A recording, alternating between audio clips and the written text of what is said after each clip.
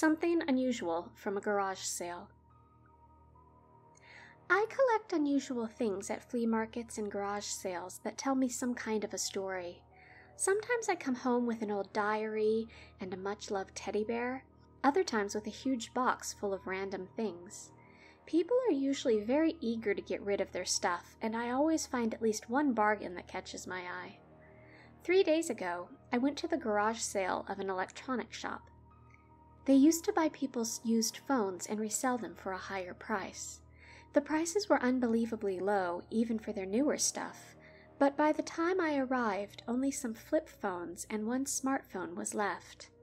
I was wondering why nobody had bought the smartphone until I noticed the bumps and cracks on the back of it. The screen still seemed to be somewhat intact. I must have looked confused as to why a phone in that state would be for sale, because the owner quickly said, "The phone works, but you can't put a SIM card in it because the slot has been damaged. Someone who had found it brought it in a few days ago. You can have it for $25. Looking at the state of the phone, I had a feeling that the data from the original owner might still be on it. I paid for the phone and sped off with my newfound treasure. As soon as I got home, I tried to turn it on, but the battery was dead. My roommate has the same phone, so I didn't have to separately buy a charging cable for it. Once I had plugged it in, I started it up, and the background popped up, which was a woman and a little boy on it. By then, I was sure I hit the jackpot, because if there is a personal background, other stuff should still be on it. The phone was locked, but I have my ways of solving that problem. Once unlocked, I started reading through older messages and found out that the phone had belonged to a middle-aged guy called Alex Jackson, who had a girlfriend or wife and a child. Further into my investigations, I started finally getting to the more recent conversations. The first weird thing that I noticed was the owner had been trying to send messages to his significant other, but the messages hadn't gone through. Presumably, he didn't have any service. The first text said, "Don't worry about me.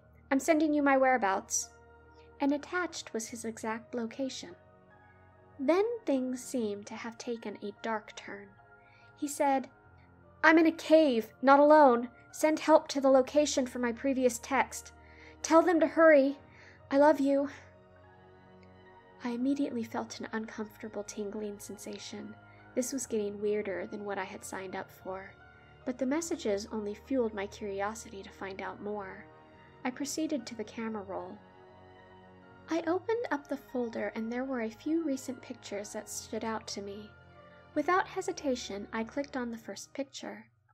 It showed a cave opening of some sort that looked like it was next to a hiking trail, and there was a faded sign next to it that was faded beyond recognition. I swiped left and found the following pictures captured different little things from the inside of the cave. A dead rat, some stones, a broken lighter, and an abandoned baseball cap. Then the pictures started making less sense, presumably because the cave was too dark to take any pictures. They only showed the walls of the cave and endless darkness. The next thing on there was a video. It starts with Alex, the owner, talking while filming the cave as he walks further down. "This is the longest cave I've ever seen, and I have to say it's giving me quite the rush. It's scary down here." Then there was a sound in the distance. "What the?" He moves the camera to the other side, probably to use the flash to see where the noise came from. "See? I'm already freaked out about a stone moving in a cave." "Okay, I think it's time for me to go home." Then he changes to the front camera. "This one's for you, Timmy, because you love spooky stories." He then smiles and ends the video. The last thing on the camera roll was another video, and I clicked it, without a hunch of the impact it would have on me. This one was completely filmed with the front camera. The man now looks completely distressed and looks around frantically. He's sitting on the floor with stones behind him. He says quietly, "I don't know what to do.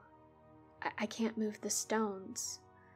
The entrance is completely blocked, and I know that I'm not alone in here.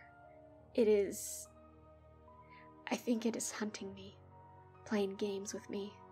It knocked me out and bit off a piece of my leg." He turns the camera to show his leg, and my stomach turned. There was a big chunk of meat missing from his lower leg, blood slowly oozing out of it. "I've lost a lot of blood, and I know that I'm done for." He tears up. "Timmy and Julie, I love you so much. I'm so sorry. I never wanted There's a screeching noise in the background that gave me goosebumps all over my body. I know my fair share of wild animals, and there's nothing that sounds like this. Demonic. I paused the video and put the phone down in front of me.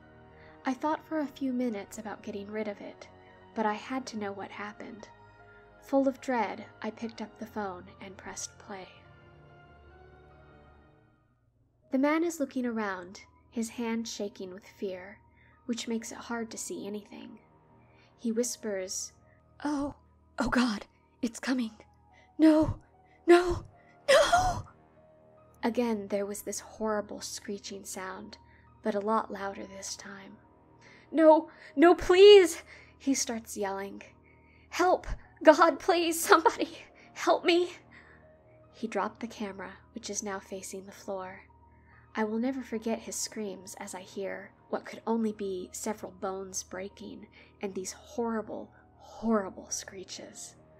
I can hear what can only be his lifeless body being dragged away. Finally, there was only darkness and silence. The video continued for an hour, until presumably the battery of the phone died. I sat there in complete horror of what I had just seen. I noticed that I was shaking and my clothes were completely soaked with sweat. I quickly scrolled through the rest of the camera, but there was nothing else unusual. My heart was pounding and I was having an anxiety attack. I crawled onto my bed, cowering like a little child. At once, a million thoughts shot through my head. Should I go to the police? Should I ask the owner of the electronics shop about where his son had found the phone? Should I try to find the family of this guy? What had I just seen on the video? Maybe I'm sleeping and having an incredibly realistic nightmare. No, I was on my bed, and I've just witnessed a guy being killed on video. I walked up and down, biting my nails, and finally, I decided to look up the guy's name on the internet, as it seemed easy enough to do without a lot of thinking. Immediately, a few articles popped up. I read the first one, Miracle in Glenwood Springs, a happy day for family Jackson. Little 5-year-old Timmy and his mother were worried sick when Alex J., father and husband, didn't arrive back home after a hiking trip. He went to hike on his own, as he likes it best, said his family. Hours upon hours go by and nothing had been heard from Alex J., which is when the family called the police. Reportedly, 2 rangers were sent to look for him, but they found nothing. The family was forced to wait until the next day to organize a search party. Miraculously, the next morning, Alex J. turned up at his doorstep. His family was overjoyed. We were so scared because he always sent messages when he went out on his own. We can't believe our luck. We interviewed the young father, and he told us his unbelievable story. I was hiking off trail, which is also where I must have lost my phone. My only form of navigation was gone. I tried to find it, but without luck. I started walking in the direction I thought I came from, and got myself even more lost than I was to begin with. Somehow I managed to change my direction, and found my way home by the morning. It's safe to say that I'll never go hiking on my own again. At this point, I felt incredibly dazed. Was what I saw a joke? Why would someone go to these lengths for a stupid joke? No, the videos are way too real. I don't know, and I'm not sure I want to know what exactly happened. But what I know for sure is that who came home could not have been Alex.